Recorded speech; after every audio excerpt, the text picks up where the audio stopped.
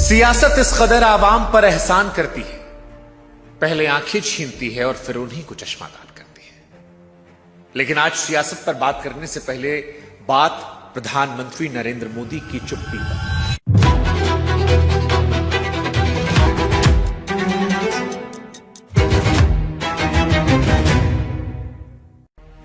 और इस चुप्पी को समझने के लिए आपको मनमोहन सिंह को याद करना पड़ेगा। वो मनमोहन सिंह जिन्हें 10 साल तक देश ने मौन मोहन सिंह कहकर मजाक उड़ाया, क्योंकि वो 2G घोटाले पर खामोश थे, कोयला पर खामोश थे, कॉमनवेल्थ गेम्स पर खामोश थे, हर बड़े मसले पर खामोश थे।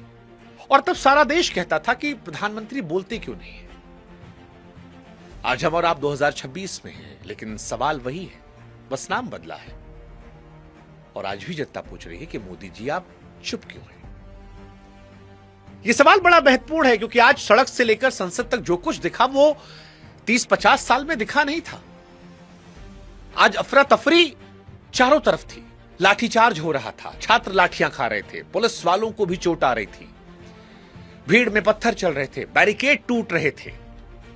नेपाल, बांग्लादेश, श्रीलंका में जो कुछ हुआ था उसकी झलकियां दिखाई पड़ रही थी।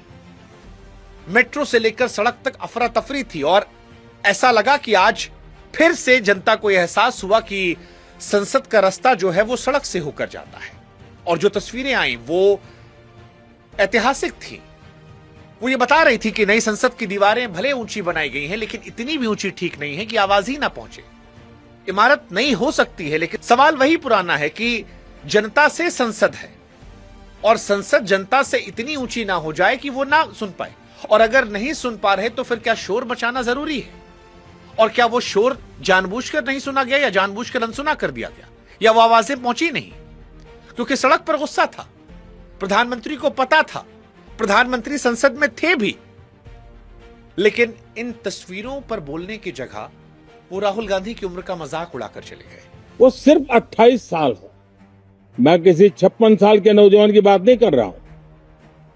और वहीं से मेरे मन में यह सवाल आने लगा कि प्रधानमंत्री जी आज आप बात कर सकते थे, आप क्यों खामोश रहते हैं? 2014 से 12 साल हो गए, 12 सालों में एक प्रेस कॉन्फ्रेंस में आप आए हैं, वो भी अमित शाह बोलते रह गए।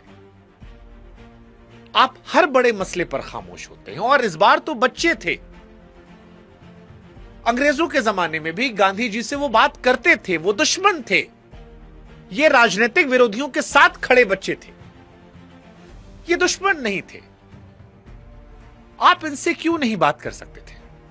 और जब मैं राजनीतिक विरोधी कह रहा हूं तो मैं जानता हूं लोग कहेंगे राजनीतिक प्रोटेस्ट था, उनकी बात भी मान लेता हूं कि चलो ठीक है, मंच पर राजनीतिक लोग थे, लेकिन वो जो लाखों की भीड़ थी वो सब नेता नहीं थे।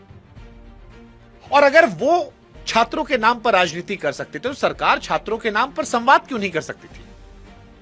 पॉलिटिकल पार्टीज की मजबूरी होती है राजनीति करना, मान लेता हूं मैं, वो कर रहे होंगे, लेकिन सरकार की जिम्मेदारी होती है डेमोक्रेसी में संवाद करने की, बात करने की।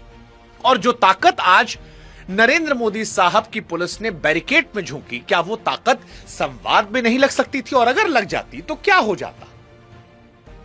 एक मेज 2 कुर्सी इतना काफी था। आप खुद सोचकर देखिए, जितनी मेहनत सरकार ने लाठी का खर्चा उठाने में लगाई होगी, क्या वो लफ्जों के खर्चे से महंगी होती? लेकिन फिर भी लाठी चुनी गई। मैं फिर कह रहा हूं, आप में से कुछ लोग आओगे, कहोगे यार आरोप तो हर सरकार पर लगते हैं, मान लिया 100% सही है, लेकिन लोकतंत्र में भाई साहब जवाबदेही नाम की भी तो कोई चीज होती है। और खास तौर पर उस प्रधानमंत्री से जो सबसे ज्यादा संवाद करके सत्ता में आए, सबसे ज्यादा सवाल खड़े करके सत्ता में आए, जिन्हें जनता ने अपना प्रधानमंत्री मानकर ही वहां तक बैठाया, तीसरी बार तक पहुंचे हैं, क्या वो एक अपील नहीं कर सकते थे? इसीलिए आज सवाल केवल आरोप का नहीं है, आज सवाल एहसास का है। वो एहसास जो टपरी से उठकर सड़क संसद तक पहुंचा, वो एहसास जो सरकार के विरोधियों के साथ साथ सरकार के अपने लोगों में पहुंचा। और आज हर कोई देश में पूछ रहा है कि मोदी जी बात तो कर सकते थे ना आप, इसमें क्या ऐसा था? कितने सारे लोगों का खून बहा, कितने लोग चोटिल हुए, कितना नुकसान हुआ,